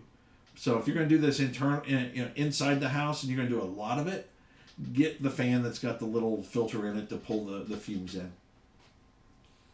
All right, so how can I remove it when I can't even get the solder melted? Well, if it's lead free, add some leaded solder to it. If you can't get the solder melted, then what you're going to need to do is do something like put a soldering iron on one side and a desoldering iron on the other side. I have to do that sometimes when dealing with motherboards. You have the solder, add solder to both sides so you get the good physical contact, add a little bit of flux, hit it with the hot iron, it'll flow on one side, hit it with the hot desoldering iron, it'll flow on the other side, count to 10, and then hit the button to pull the solder all the way through and out the hole. Sometimes you just have to do it. Now, hands-on with your gear. This is the part where I just open it up since we're not at Dallas Makerspace physically, where we're not going to go in and start looking at your gear. I'm going to open it up for questions. We've gone through and looked at various types of capacitors and how to find them if you look at them through visual inspection, but also through test equipment to see which ones need to be replaced. We talked about replacing the capacitor, where you can buy them locally. Fries, not. Granted, they carry capacitors, but no, they are so empty. Good luck finding anything in them anymore. Altex and Micro Center are going to be the retail places where you can buy stuff locally. Mail order, Mauser, Allied Electronics, both of those are local here in the Dallas area, but they've got their will calls closed because of COVID. So you're going to need to do mail order there. But if you order from either one of those, you're going to have the caps in 1, maybe 2 days tops, depending on what time of night you ordered them. If you order them early enough in the day, you'll often get them the next day. Newark, Avnet, Online Components, Jameco, DigiKey, many, many, many more. So you're going to have to look at the physical sizes of these devices and measure if you need to make sure absolutely that something's going to fit, like next to a heatsink or something like that. You can get a cheap set of calipers at Harbor Freight Tools or at Northern Tool. I see what you did there. Actually, go Google Hazard Front Tools, and there's a whole catalog of different things like the 25-foot garden hose / extension cord. Do not get wet. And let's go ahead and open it up for questions. I have a question. Raymond, you gonna have any of this documentation available for us for like download or something that you've been teaching us? Well, I'm trying to record it, but I think I might have ran out of space, so we'll see. All right. Appreciate it, man. If not, we'll punt, and I'll tell it to save to my larger hard drive next time. Okay. But I really do appreciate you holding this class for all of us. Oh, you're welcome. I hope everybody found it useful. Hey, earlier when you were talking about cleaning up about the electrolyte that gets on the board when the capacitors start leaking, Yeah. it was pretty early on before you got to the section about cleaning. You said make sure you clean it very well and use a microscope. I've never heard using a microscope. What would you look for? Well, you're looking for black spots or dark spots on the traces.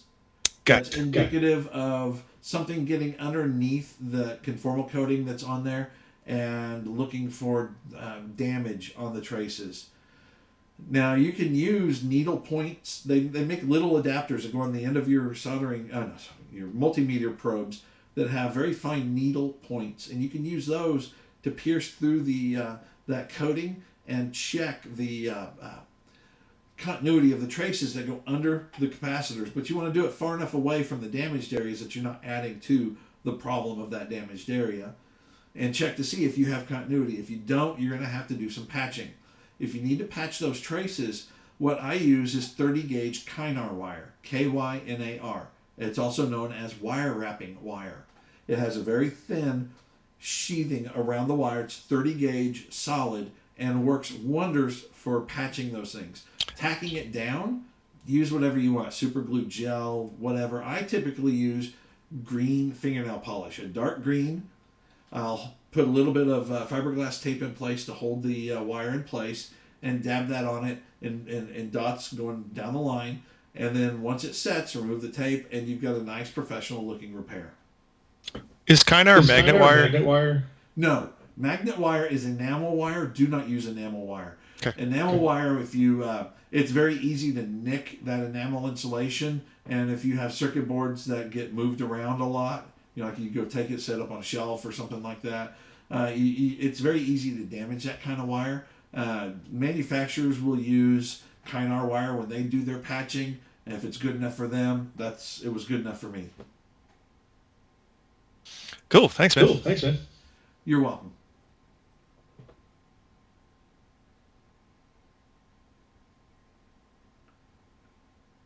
Any other questions?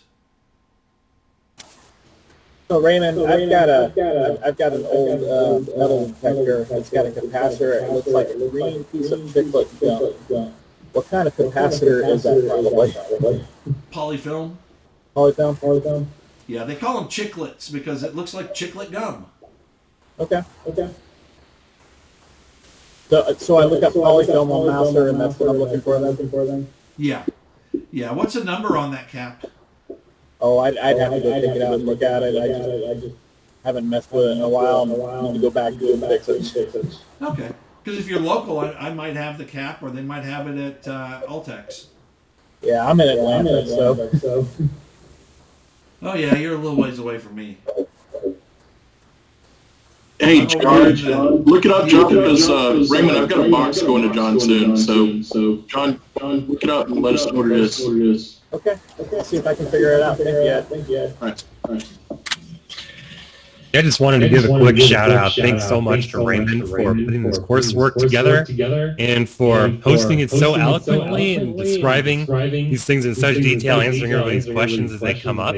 And just wanted to say that we will, on behalf of Dallas Makerspace, probably be hosting some more bad caps classes in the future, as well as some other things that Raymond's working on that I won't spill the details on, but stay tuned for that. It should be very exciting, especially for those of you from Computer Reset that are looking to fix broken computers in other ways. We're going to go how some of those circuits operate inside those computers.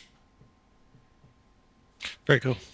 No doubt. So, hopefully, if there was something you wanted to see replayed, we did have somebody trying to work on recording this with OBS, and I'm sure we'll circulate the slides around. We'll get what we can out there, and y'all could join us for a future iteration of this if there is something that you didn't quite have stick, and certainly you might be able to run this one on a given Saturday or Sunday when Raymond's not available. And I'd like to give a shout out to Brian at Phoenix Arcade. He was kind enough to go through and review the slides and suggest one last minute change, and that was adding in the slide for ESR and defining that. So it takes a village to keep everybody informed. Everybody can teach. If you have a topic you want to teach, let us know. put together a session, and I've got these slides. They say Dallas Makerspace on them, but you can use them for your own thing. They are I hold no copyright over how this is all put together, but these slides are put together such that there's a template that makes it very easy. If you follow the template, you could put together a good training deck. Yeah, it sounds like a great opportunity for me to present this to our Atlantic Historical Computing Society. So, thank you so much, Raymond. Oh, you're welcome. The slides are out on the Dallas Makerspace wiki, and I will get a link and post it up in the computer reset group where Stephen put up the notice about the class.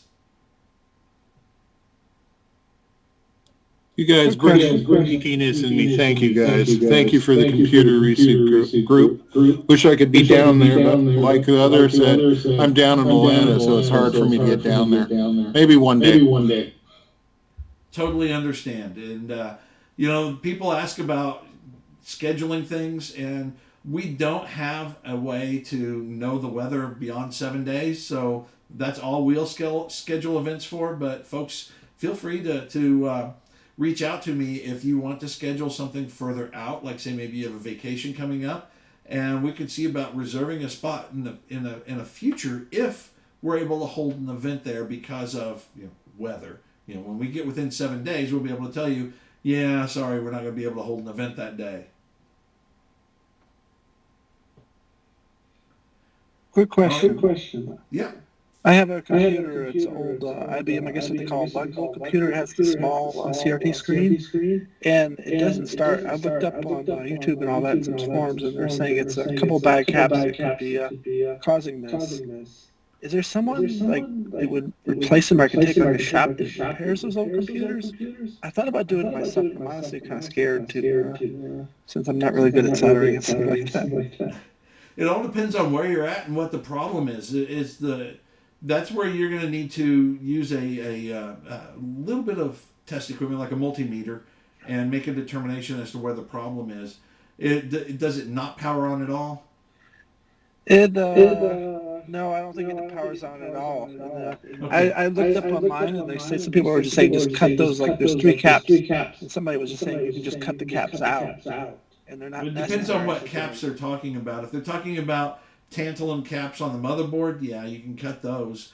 But it depends on where the problem is. So what you should do is get to where you can see the fan, the exhaust fan for the power supply, and turn it on and see if the fan turns just a little bit. If it does, it's trying to power up and it's shutting down.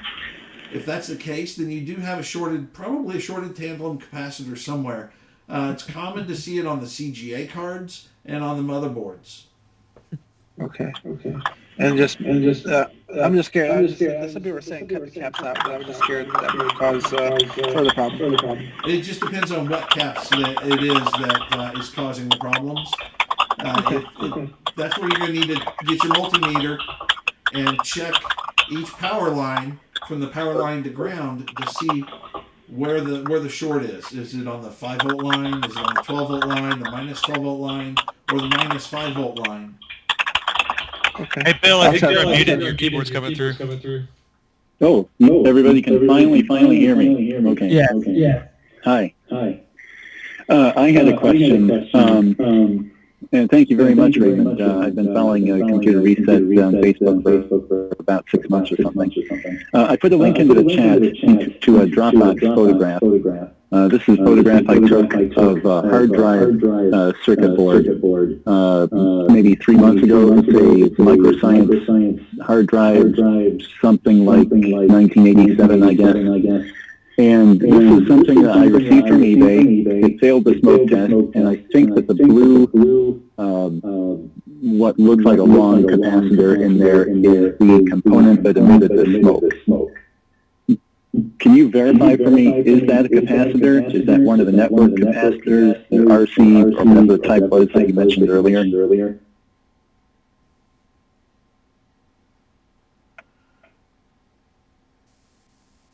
It doesn't look like it. It looks like it's a 10K resistor pack, but what you're going to need to do is look up that part number to see if you can find the data sheet on that? I have tried Googling it and nothing has resulted. Okay, hang on just a second here. The fifth to last character there, just before the 8, looks like it's a C inscribed with an M. Yeah, Charlie, that's going to be Michael. That's what? That's going to be a manufacturer. Yeah.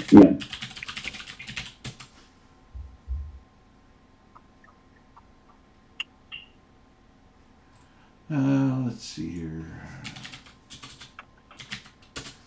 This is one of my go-to places here for this kind of stuff.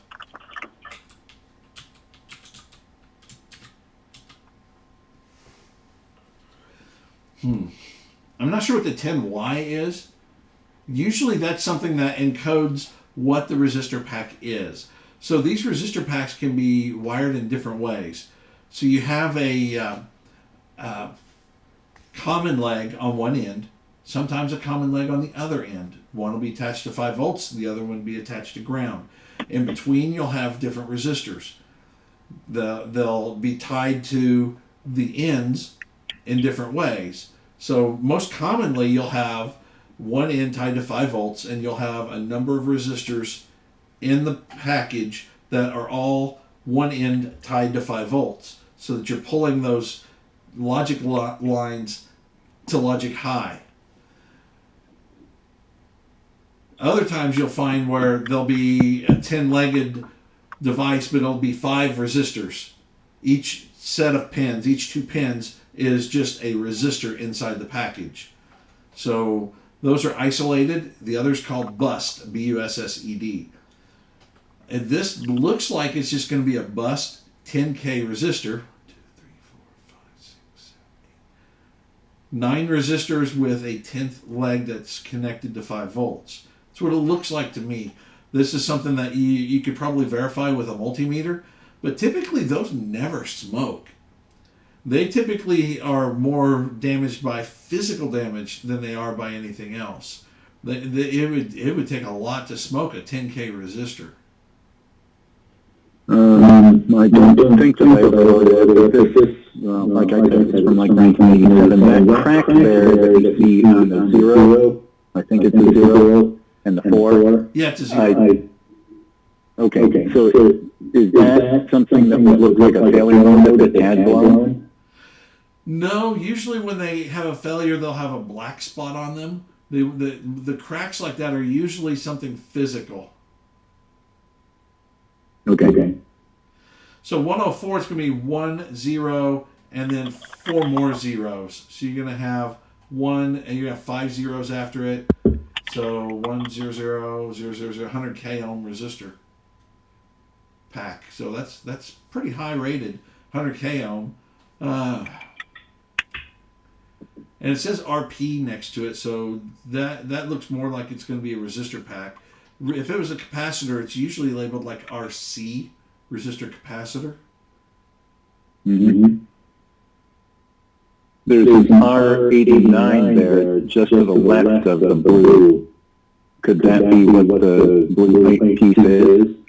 No, that's probably another resistor, because you see R88 to the right of the resistor pack. That's probably another resistor behind it. Okay. I've got a few more pictures I can look at. Okay. Hey, Raymond, speaking of that dumb capacitor you talked about earlier, it says 104 on it. 104? Okay. Yes. Yeah, that's just a 0.1 microfarad. I got a whole drawer full of them over here. Awesome. Thanks for doing that, Dad, for me. I appreciate it. No problem. I got a quick about the talking about removing panels, their damaged or so forth on main boards. If these things can be removed, like the refund caps, can they be removed without causing any kind of detrimental problems to the board? Why are they being required originally? They're there for filtering. So, I mean, is it just a matter of now we have things plugged into UPSs or power conditioners, that kind of stuff? I mean, do we need to make sure if you remove those caps that you have it on a cleaner power source? No, because your switching power supply is going to introduce a lot of noise. They're there so that when you have other cards plugged in, that when they start pulling power, they pull power in little, almost like RF bursts because of the speed that everything runs at. And that just helps to filter and keep power sags down a little bit, but also to keep that RF hash off of those lines. So that's why you need the 0.1 microfarad decoupling caps and why you want those little tantalums around the computer. I would recommend replacing them with electrolytics just so that you don't have problems of the tantalum shorting in the future, because they are problematic. I've got an XT and I've had to take it apart twice because of shorting tantalums. Well, absolutely. I mean, I'm of the same mindset there. I've had several where I've gotten, and somebody had removed capacitors saying, oh, well, we don't need those. I'll put them back on there. Do serve a purpose. I was just kind of curious. Okay. If you do run the component with those devices on, does it cause some kind of problem? It could cause some noise or glitchiness. You know, theoretically, it could cause an occasional crash, but realistically, I've not seen a problem with taking them out myself. But I always feel better just replacing them. The manufacturer put them there for a reason.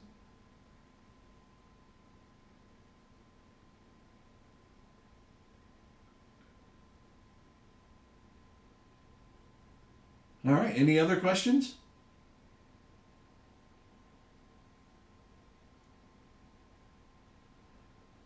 All right, thank you everybody for attending. We took up almost a full 2 hours. That's pretty cool. You guys asked a lot of great questions. I appreciate that. That helps keep me awake when presenting.